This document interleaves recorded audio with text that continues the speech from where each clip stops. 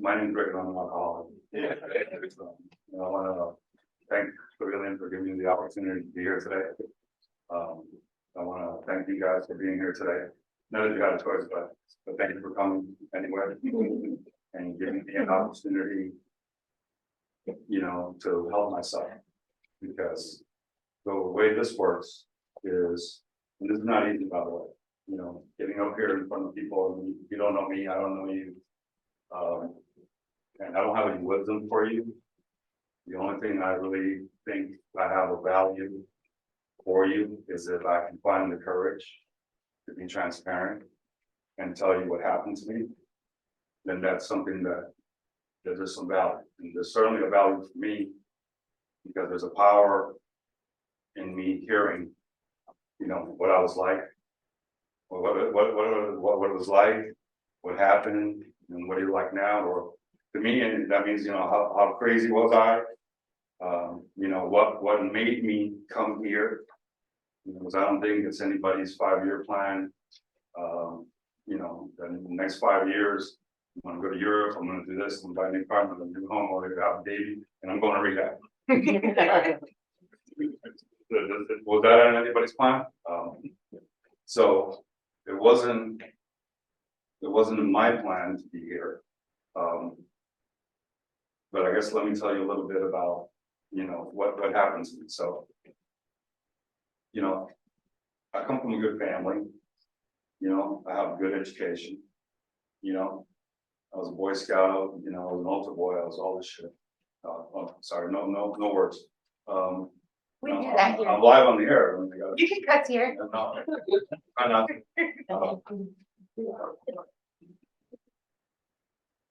Pretty steady life. Went to college. I was a pretty good athlete. I was on scholarship to play basketball, even though I'm not real tall, but I was pretty good. Got a scholarship to go to play basketball in college, and really was very focused on my education and on sports. And I think a lot of it was education because if you didn't have good grades, you couldn't play. They won't let you play. The NCAA is pretty tough about that, and so is the actual school. And obviously, you go through all this drug testing and all this other kind of stuff in order to keep your status as a student athlete. And I always had some thoughts where things would happen, and like inside I didn't feel right. I would have these moments where I felt scared. I had a lot of fear, and really not understanding why I was having these feelings. Everything on the outside was good, but inside I didn't feel so well. And obviously, I didn't do drugs. I didn't drink, because I was focused on what I was doing, sports and education. Once I got out of school, that all changed. I had some friends that were living a certain lifestyle, and I got involved with them. And I grew up in Miami in the '80s, and if anybody knows anything about Miami in the '80s, there was, not just what you see on what's that show? Miami. They can't show you on Miami Vice what's going on in Miami for real. That's the soft version of it. And I never dealt any drugs or anything like that, but I certainly enjoyed the lifestyle. I enjoyed the lifestyle of being out and about every night. For me, every day was Saturday, or any day could be Saturday. And I'd be up till 5 in the morning, take a shower, sleep a couple hours maybe, and then go to work. And if I could get to lunchtime and get like a hot soup in me or something like that, I had an incredible ability to recover and do it again the following. And then we had our places where we went. And that was kind of like my life from like 22 to like 29. I had a plan of going to law school. I didn't go to law school. You know, the way I was living, I was, you know, it was barely just to hold on to a job. You know, especially when you come in the next day, you the same way you left the previous day. It's hard to have those aspirations of I go to law school. Although I was accepted, you know, I was accepted. I took the whole, you know, entrance exam and all this kind of stuff. You know, got into a pretty good university in Boston. And it was a really bad week in my house when I told my father I wasn't going. You know, that wasn't a good week for me. You know, when I told him I wasn't going to do that. And you know, my dad's like, you know, very, very strategic, and he told me, okay, so what's plan B? And I didn't have plan B. You know, I just wasn't going to do that. I was going to keep on partying because I found my magic concoction to relieve a lot of the bad things that I was feeling. I found out that if I could mix Black Label with cocaine in certain parts, you know, like you know, like two Black Labels, you know, half a gram of cocaine, that kind of like mellowed me out. I can now be what I thought normal, which is crazy to think about. You know, you got Black Label cocaine in the system, and you're thinking you're normal. Looking back at that now, probably wasn't too normal. So I kind of do that till age 29. At 29, I thought, if I have to do something different in my life, and it helped that all those guys either, you know, got put away for 20 years or died. A lot of them died. My close guys, they all did 20, you know. And I thought, you know, I need to find a relationship. You know, I need to find, you know, my better half. I need to find that. And I thought I did. Met a girl, fell mad in love with her. You know, and I guess vice versa. And those 3 years were probably one of the soberest years I had until obviously I came in here because I found out that mental illness was a real deal, you know, and she had a lot of things that not very good happened to her in her life. And I guess I got a little codependent in me, and I said, I'm going to help her. I'm going to help her. I love her. I'm going to help her. And obviously, I'm no therapist. I'm no professional in this thing, you know, and I couldn't. And she kept wanting to move to South Carolina. You know, I'm a Jersey kid who lives in Miami. You know, going back to Columbus, South Carolina. You know, I thought that wasn't a really good fit for me, and I didn't want to do it. She goes, well, either you're coming with me or I'm leaving. I said, I guess you're leaving, and she left. And kind of left me floating. Those couple of years were probably some of the hardest I had because, you know, what was going to save me and just abandoned me. And I didn't know where to go. And that year and a half, almost 2 years, getting up in the morning, you know, and climbing out of bed was a big decision. It was a big decision. Luckily, got through that. You know, in the meantime, I found my career. You know, a financial planner by trade. You know, I do estate plans. I do you know, buy-sell agreements. You know, we do all this financing stuff, and it wasn't legal, but at least it was a profession that I was pretty good at. You know, I started doing well, and still doing the other stuff though. You know, when I went out, I still drank. You know, I had something in my pocket always. You know, and I found out that I could do whatever I wanted. You know, I didn't black out. You know, I never looked stupid. You know, I could always, you know, be out and about and social. You know, as long as I didn't overdo the mixture. You know, and I was very devious. You know, I was very manipulative. I usually let in the social atmosphere, but especially if I knew people there, I will let you get going. I will let you get going. And when I saw that everybody was feeling kind of happy, then I said, okay, now it's my time. Now I can do what I want to do. Now I can drink the way I want to drink. I can do drugs the way I want to do drugs. And then I can go ahead and have, you know, and have my fun. And thank God, like a couple of years later, I met my wife today. We've been together for over 25 years now. So she's the same. She's got a direct pass, like in Disney World, to heaven when she gets there. You can go to the front of the line. And she's a good part of my story because, you know, when we first got together, we knew each other since high school. We were good buddies. She went to an all-girls school. I went to an all-boys school. But we were like brother-sister schools, and you know, we got to know each other. And then in college, we knew each other. And then after that, she moved away to Pennsylvania, you know, and I stayed here. And she had been divorced. I had been divorced. And when we got together, oh my God, I haven't seen you in 10 years. It's so great. You know, we still have friends from back then that are divorced like us, or they never got married. You know, let's go out to happy hour or something like that. And sure, you know, I was lonely. It was good to see people from my past.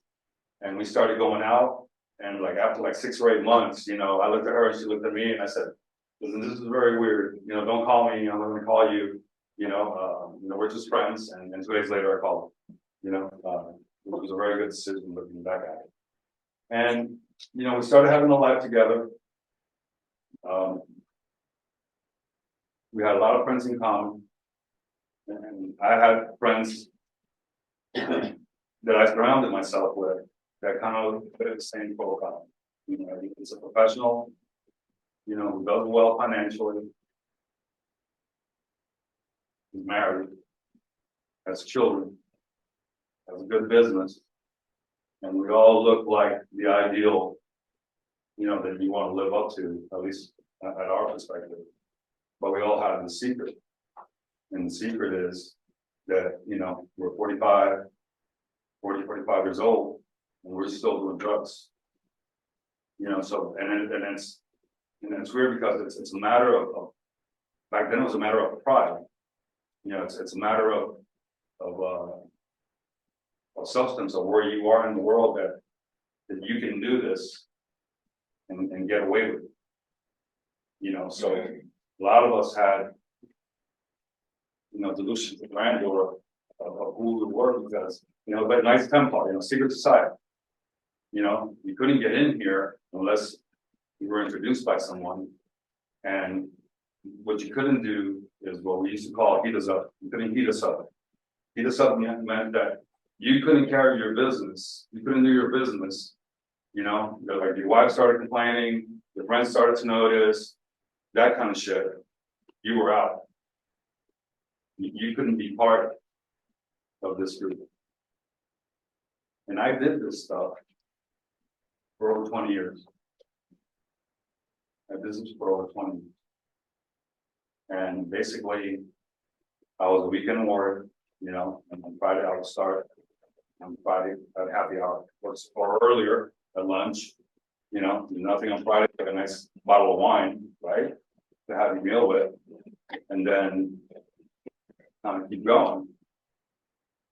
And then on Sunday, you know, by 6, you know, you're toning this down so you can go to work on Monday and be productive and handle your people and handle your clients, handle your business. And I've heard this a lot, but what happened to me is that my weekend started to spill into my week. So it used to be Friday, and now it's Thursday, now it's Wednesday. And before you know it, I can't stop. I can't stop. And I know I can't stop. And that's when it really, really got hard. Because for me, what I thought I could trust the most was me. My ability to think, my ability to manipulate, I could fit into your group and figure out how to tell you what I thought you needed to do or what you wanted to do, you know, and I could blend. I could change my colors. I could blend. And it came to a point where what I trusted most in the world, I couldn't trust anymore. I couldn't trust me anymore. I think probably the most horrible feeling I've ever had, because the only thing in my life that I thought I could count on was me. I mean, we all have some dysfunctionality in our family. I mean, I come from an alcoholic family. You know, my dad, the men in my family are alcoholics. The women in my family don't drink. You know, they're codependents, and they help us do what we want to do, which is different. You know, and I didn't know what. And then obviously I started having some issues with my wife, who's not an alcoholic, doesn't do drugs. You know, but I can't hide this thing anymore. I need to do that with that.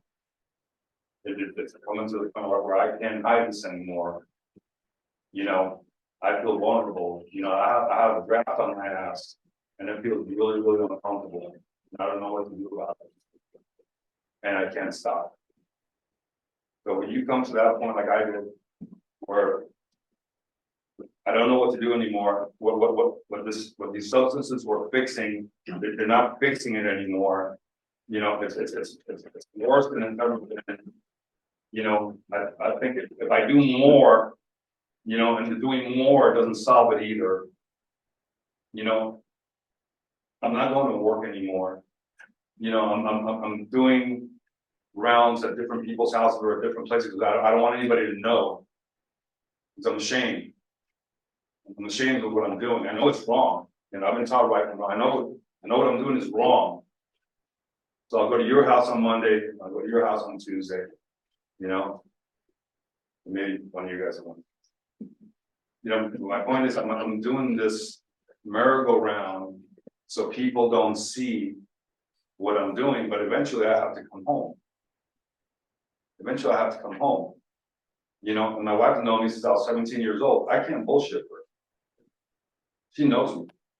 You know, so I come home. I've been out since 12. You know, they look at me and how many have you had? And the answer was always the same. I don't know how your math, but mine was 2. Steady, man. And my math, I don't know about your math, but my math was always 2. That could have been 2 every hour, but it was 2. You know, and obviously she knows that's not right. You know, so we start having these issues where saying, baby, you know, what are you doing? You know, this is not right. You know, this is stupid. You're an intelligent man. I mean, you have a good business. You know, I love you. You have a loving family. Why are you doing this? Now, I had no idea about alcoholism. I had no idea about addiction. The only thing I knew about alcoholism, that I wasn't going to do the same shit my old man did to me. That's what I knew about alcoholism. I wasn't going to do the same shit that he did to me. And there was a good side of me. I think I was a good dad. I didn't, you know, I was good. I was involved. You know, I was a good husband. I was a good son. You know, to my mother, you know, I was probably an asshole to my father. Doesn't like to, but you know, that happens in dysfunctional families. I mean, when you have alcohol in it, I think it kind of like amps up the situation. Anyway, I digress. But this stuff went on for like 2 years, where you know I was having these issues, you know, with my wife, and I thought, well, I'll change the format. You know, I'll start a little bit earlier. I'll stop at 8 o'clock. You know, I'll start drinking water. By the time I come home at 10, I won't be as impaired. That's crazy. You know, you're still impaired. You know, I'm drinking all day. I drink water for a couple hours, and I'm going to be different. And you know, and it was just kept going and kept going and kept going, and we were having these fights, and then I had this brilliant idea that, you know, I'm losing these arguments. But I'm losing these arguments because I'm impaired. So tomorrow, I'm gonna go out like I do every day, but I'm not gonna drink. And when I come home, I'm gonna have all my faculties about me, and then we're gonna go 12 rounds. You know, and I'm gonna go DEFCON 4 on you, and you know, we're gonna figure this out right now. So this person that's trying to save my life, okay, what I'm thinking about is, I'm thinking about divorcing her. So I'll just get rid of you. You can get rid of me because obviously you don't want to be around me anymore. We'll call it even. That first, we're gonna have some words, you know. And I came home, my son was gone, the house was dark, and I found her, in a fetal position in the chair in the corner. And she's a pretty strong woman. She's strong, she's tough with me. And it shocked me. It shocked me because I think for the first time in like 2 or 3 years, I had some kind of clarity in it. And I think to this day, it's higher power moment, God moment, whatever you want to call it, that I was able to actually to see her and to see what I was doing to her, you know, and get up. My God, what do you do? You know, and I said, baby, what's the matter? And she told me, I can't take it. I can't take it anymore. You know, I can't be, I love you, but I can't be with you anymore. I don't want our son to be around us anymore. You know, he was already a teenager, 13, 14 years old, I don't know, you know, I don't want this for us. You know, no, wow. So, I think a day or two later, I have a friend, and he's in this field, he's in interventions. You know, he takes people, you know, and walks them out. And I called him and I said, listen, I'd like to come and talk to you. And when you call a guy like that out of the blue, he knows why you're calling him. And he said, come right now, I'm gonna cancel or I'm gonna change. You know, and I think this was like a Thursday. And I went to see him and he said, what's up? I said, I think I may be drinking a little bit too much. He goes, you think? Yeah. I said, yeah. What else are you doing? Nothing. You know, because I don't know if you've seen these steps, you know, that these are the things that you feel. So the first step is you gotta admit, I don't admit shit. You don't got me on video. I'm not telling you crap. Nah. Just the way I am. And one day, if you ever see those, I had like 12 anti-steps. That's how the way I live my life. Yeah, I admitted the nature of my wrongs, but I'll admit the nature of your wrongs. I'm willing to do that, and it goes on. But anyway, so what do you want to do?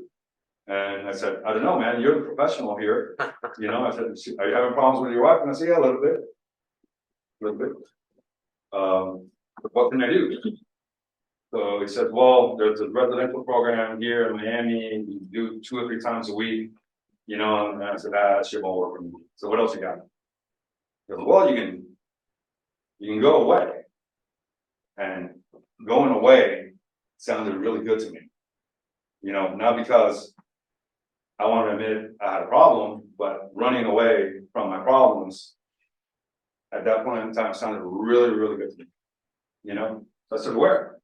So I goes, well, there's this place in North Carolina. I've been there. He goes, what else? Well, there's this place in Pennsylvania that's really good. And I said, well, I've never been to the Poconos. Send me there. You know, not knowing what I was in for, right? So, you know, I went home that day. I said, listen, baby, you know, I talked to this guy.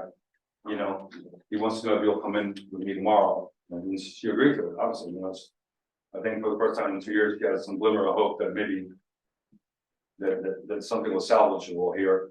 And I went and talked to him and said, listen, this is what's going on. And he was all for it. And he asked me, how much time do you need? Yeah, I need a couple of weeks to get my affairs in order. He goes, no, but that's not the way it works. You know, and Monday, I was on my way to Warnersville, Pennsylvania. Middle north, you know? And I thought, I'm going to a spa. You know, I'm gonna work out a little bit, I'm gonna sleep better, I'm gonna eat a little bit, you know, some good meals and stuff, which I hadn't been doing, you know.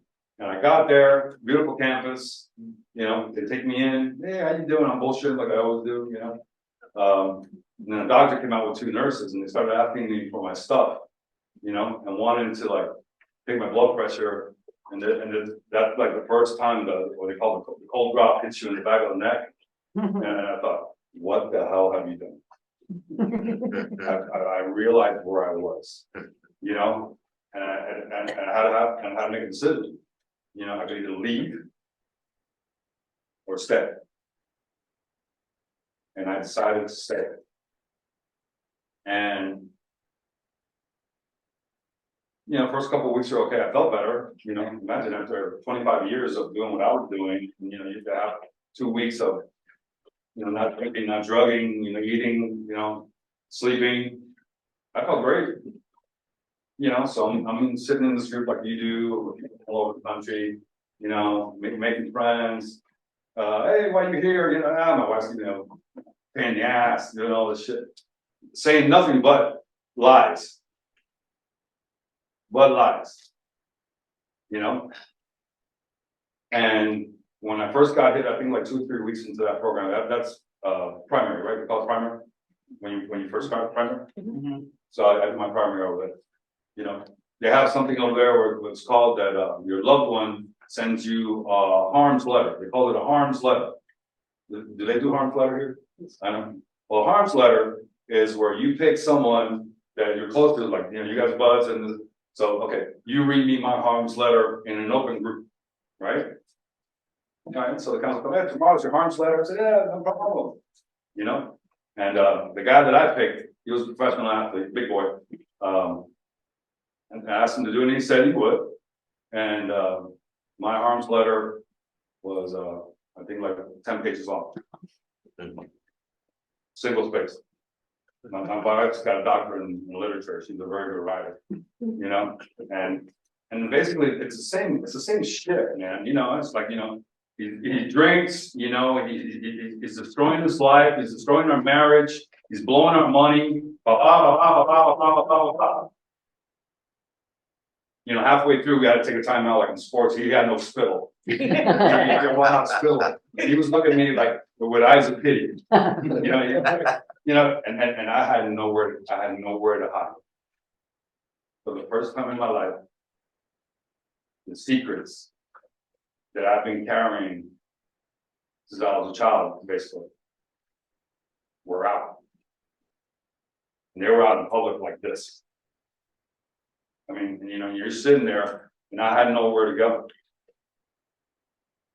I had nowhere to go. I thought I was going to die, because I probably would have rather died than let anyone know about who I really was and how I really felt. The problem is that some parts of me grew up normally. You know, I was a pretty good business guy. I could do that. Emotionally, that part of me never grew up. About my feelings, about expressing my feelings to someone, about being honest that you hurt me, and I'll take 3 bullets before I admit that to you. And it's these secrets that kept me sick, because I finally learned in these kind of settings that what I had, and I've come to believe, is, you know, I'm sick. I'm sick. You know, there's parts of me that's fucking insane. Not like rocks fly, but you know, the way I think about things is not normal. So I've had to like relearn. Starting at 50 years old, I'm 60 years old. I got 10 years walking down the road. You know, on how to rewire who I am as a human being emotionally. And it hasn't been easy. But anyway, back to Warnersville, Pennsylvania. you know? So I had this idea that my counselor betrayed me. She was a tough cookie, you know? She didn't take any shit to deal with guys like you guys that are, you know, this is not well people anonymous, you know, where I do this, not well people is anonymous. I mean, you know, it's, she was a tough girl, you know, and I thought, that's it, man, I'm leaving here. I'm exposed, you know, I'm exposed. All this shit that I've been telling all my boys in this group here, a lie. I'm no badass. I'm a scared little boy, hoping you don't see me. Hoping you don't see me.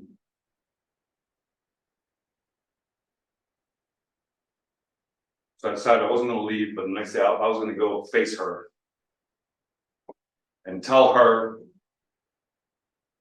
what she had done to me. And I had never done that in my life. I had never gone back to someone that I thought had hurt me and given an opportunity to do it again. I just cut you out of my life. I don't say anything nasty to you. You feel like you just don't exist anymore. You're gone. So I did. And I walked into her office and I told her what I thought she had done. That she had betrayed me. That, you know, you didn't tell me what was in the letter. But I didn't do it in an angry word. And after I was done, I mean, I was shaking like a leaf. I never done this in my life. And she got up and she looked at me in the eye and she told me, Rick, you may have a chance. You may have a chance. That's what she told me. And then she gave me a hug. And she sent me, and I haven't slept in 24 hours. I haven't slept tonight before. So I finally got that out of the way and I finished my 30 days in Wernersville, Pennsylvania. Rang the bell. You know, there's a bell that you ring there when you do your 30 days and they're shipping you off, you know, and I rang the bell and I said, "Cured, baby. Cured." You know, obviously I don't know shit, right? Cured, you know, going home. And then the counselors came and said, well, we need to tell you that your wife's not ready for you to come home. And I said, well, that's her effing problem, isn't it? I did my time. You know, I've been locked up here for 30 days. I did my time. I'm going home. She's gonna have to deal with it. And it's something that you don't understand where she's afraid.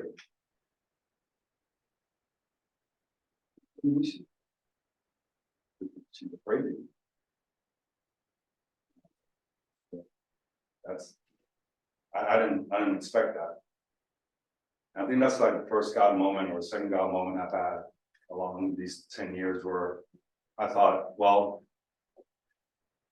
I'm already here. You know, if I'm going to go home, you know, I want to go to red carpet. I want to go to yellow ribbon. You know, I want to be welcomed back home with open arms. I don't want to have to spend these 30 days, go through what I've gone through, you know, expose all my secrets, you know, have somebody crawl up my, you know, and ask me who the hell I am for real.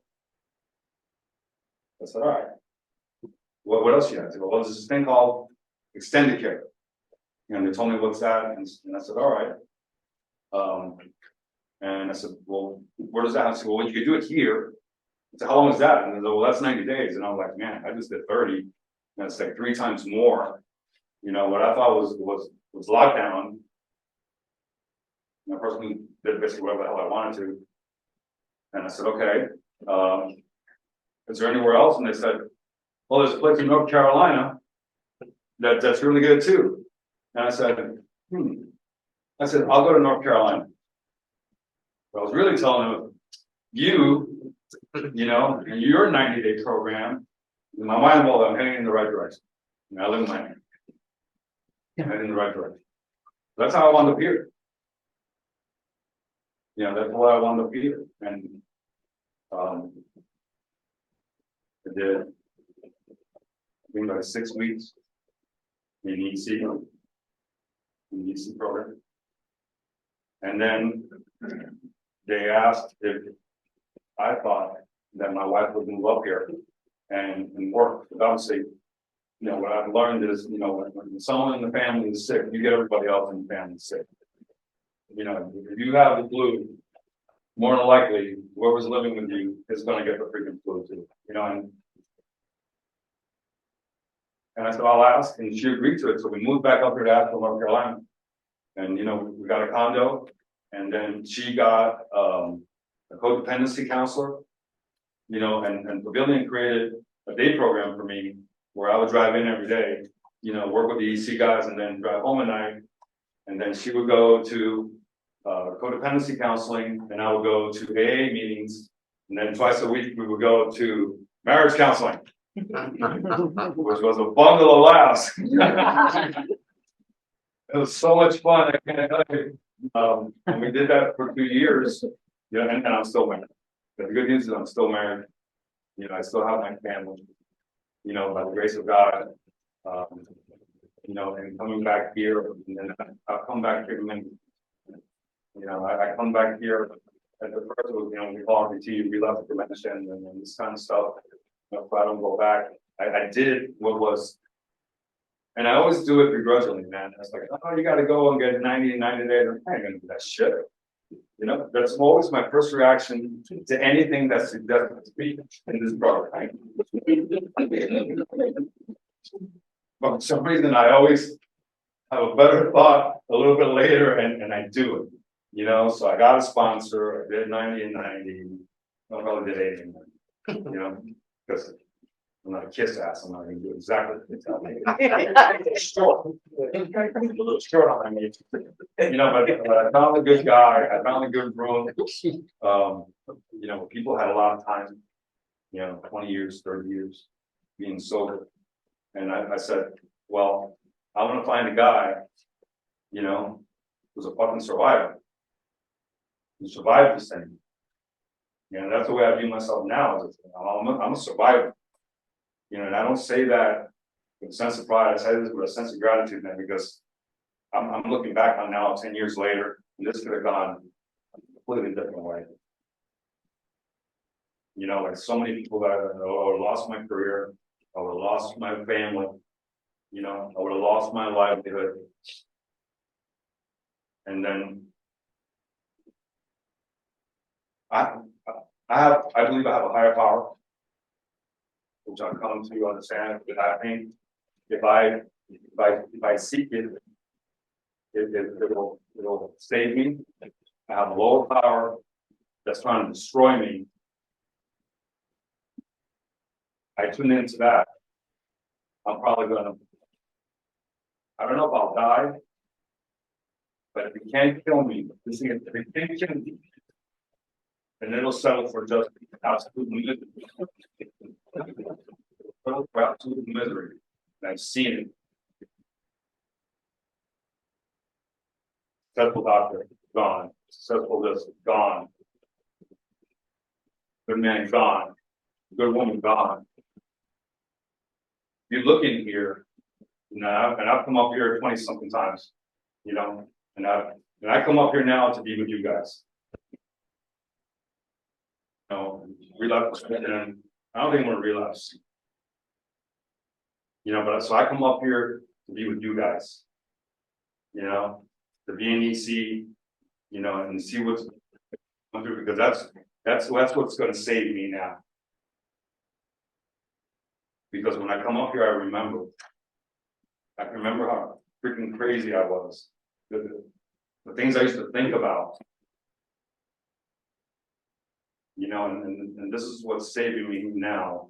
And one little preach, and then I'll give you some time in case anybody has a question. If you look around here, this thing called addiction, and I don't care if you sniff it, shoot it, inject it, drink it, snuff, whatever it is, it's all the same shit. It's all the same shit. It's addiction and the things that, this is my belief, right? It's a Band-Aid on a bullet hole, that works for a while until it doesn't. And when it doesn't, you fall into the throes of addiction or alcoholism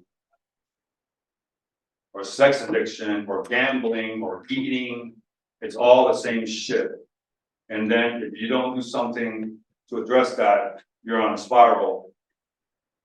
You're on a spiral. And there's no bottom. So if you look around here, this thing doesn't care if you're young, if you're older, if you're a woman, what you believe in. Equal opportunity, boys and girls.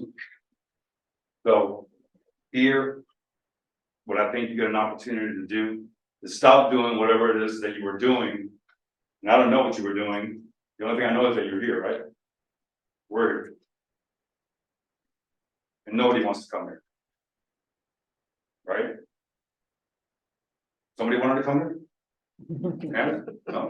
Right? So, true statement, nobody wanted to come here. So what you have an opportunity here to do is not do what you were doing that got you here. And then hopefully work towards rebuilding those aspects of your life that you might have hurt. Some of it is recoverable. Some of it is recoverable. You know, but if you're willing to do what's necessary to heal yourself. Yeah, I had to do a lot, man. I was 30 years, I did a lot of damage. You know, I did a lot of damage to myself, emotionally, psychologically. You have an opportunity. You know, the rest is up to you. Oh, the guy who got as my sponsor told me in the house, and I was, yeah, this and that, and he goes, hey, look, Rick, either you do it or you don't do it. That's it. Those are your choices. Do it, don't do it. Don't do it, go back to doing what you were doing. See how that works out for you. How did it work out for you? Well, not too good. It didn't work out too good for me. Especially at the end, it didn't work out too good for me. Okay, well then, this is what you do. And then it's pretty systematic as far as what you have to do. I mean, there's no science to it, there's no secret. It's just, are you willing to do the work or aren't you? Are you willing to find a higher power or aren't you? Are you willing to be brutally honest or you want to keep on lying? What do you want to do? Do it or don't do it. Anyway, I mean, this is why it's good because I get to hear this thing. I get to hear this thing, and there's a power between hearing myself do something that I've never been able to do in my life, which was honest. Not honest about, you know, don't steal from clients, you know, but I will steal from you emotionally. I'll steal from you emotionally all the time. Thank God, I don't do that anymore. I mean, so the fascination with drugs and alcohol, that went away pretty fast. You know, the craving for that went away pretty fast. But now you got to deal with life without that. You got to learn how to do that. And nobody knows how to do that. Somebody's got to teach you how to do that. So you got to find a teacher that's how to survive this thing. And hopefully you'll be open enough where you can survive this thing.